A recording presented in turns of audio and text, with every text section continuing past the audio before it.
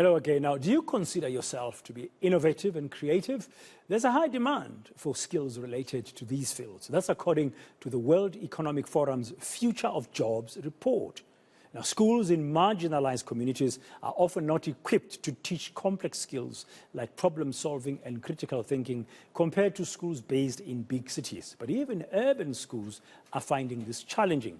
Let's discuss this now with Dr. Corrin Varady, CEO of EdTech platform IDEA, or I don't know if it's IDEA. Dr. Varady, good afternoon. Happy Freedom Day and welcome to today. And thank you very much for your time this afternoon. Can we speak first about the importance of skills that are related to innovation and creativity in terms of the future of this country, in terms of securing that young people will be employable and will have jobs? Absolutely. Thank you for having me, and happy Freedom Day too.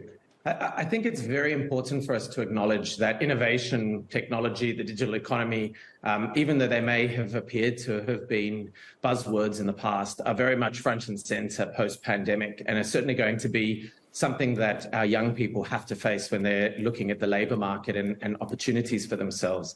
And what we're seeing at the moment is that critical thinking and complex skills and creative thinking, even inside of these technologically digitized types of roles, are really important. In fact, it's almost the key criteria that most of our young people are being required to display when people are looking to hire. Now, the challenge that we face is that if we're not really equipping or arming our students in the majority of our population with these skills, are we really creating a democratic education system, or are we really prejudicing a certain population who do have the opportunities to develop those skills themselves and with their families somewhere else? And are we going to see South Africans being able to compete and play on the global scale if we don't actually invest into seeing the majority, if not all of our learners across the country have those complex access to skills? Yeah, so the content of what our pupils are being taught is not really focused on the complex skills that you are talking about. I mean, our basic education system is so obsessed with matric. We're obsessed with matric, but we're actually obsessed with pass. And so we have a culture of pass and not a culture of achievement. And innovation thrives only in a space where we're looking at achievement. So I think that it's not even about the subjects per se, and it's not about reforming our curricula. There's been a huge movement in the education sector to blame curriculum reform, or to say that the Department of Basic Education needs to be rethinking what our subjects look like, move away from mathematics, move away from sciences.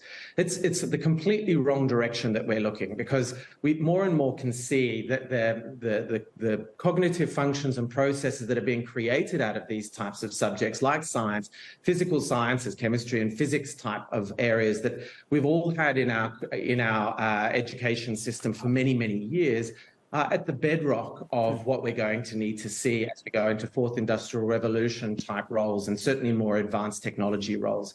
So I think that, you know, while we're focusing on a very political and relatively meaningless statistic, which is around pass rates, we're missing the point entirely, which is looking at how do we deliver outcomes and make our education system more available and more accessible to the majority of our population. Yeah, so how do you think, I mean, these skills can be nurtured in our schooling system, in a system where, and I know this from experience because one is exposed to still school children in our lives, they regard maths as difficult. Some of them regard physics as difficult. I mean, and chemistry. I studied those subjects long ago under Band education, but many, not all of them, you know, say, no, instead of doing pure maths, I'm going to do maths literacy. I'm going to go the easy route. I mean, and our teachers don't seem to be able to galvanize our pupils to embrace those so-called difficult subjects. Look, I think you strike immediately at the heart of the challenge here, which is what's the relevance of these subjects? And is it that actually we're trying to sway students towards things that they're going to perform really well in, but that may not lead them into engaging with the labour market? And again, that's the wrong idea that we have. Our teachers are doing absolutely the best job they can in a post-pandemic environment that is, and I would challenge anybody who would challenge that statement, to go and step into a school at the moment moment and look at the disparity and the difference between all sorts of learners in terms of their pace and abilities and where they are at the moment, learning losses are extreme. But that doesn't stop what the market and the sector is going to require when industries turn around and say to us, we need to make sure that we've well equipped a very large portion of our population with these skills. Does it mean that moving or transvolving individuals from, say, mathematics to mathematical literacy, or to encourage dropping physical sciences or life sciences, is that really going to change, how we see the labour market? Absolutely, because it means that we're not going to have those fantastic roles around engineers and scientists who are solving some of our biggest social urgent priorities. But, ultimately it comes from a parallel approach. We can't just say we're going to be hands off ourselves in terms of how we see that change come about. We need to see innovation being the innovative turnkey for how we're going to actually see that come through. And that means technology. It's the only way we're going to democratically deliver a better education to such a large portion of the population. And it's about taking our educators and teachers on that journey as well, supporting them through the process and not always just criticizing them and blaming them for the results that we're seeing at the moment. Dr. Varady, thank you very much for your time this afternoon on Today here on eNCA. He's the CEO of EdTech platform IDEA.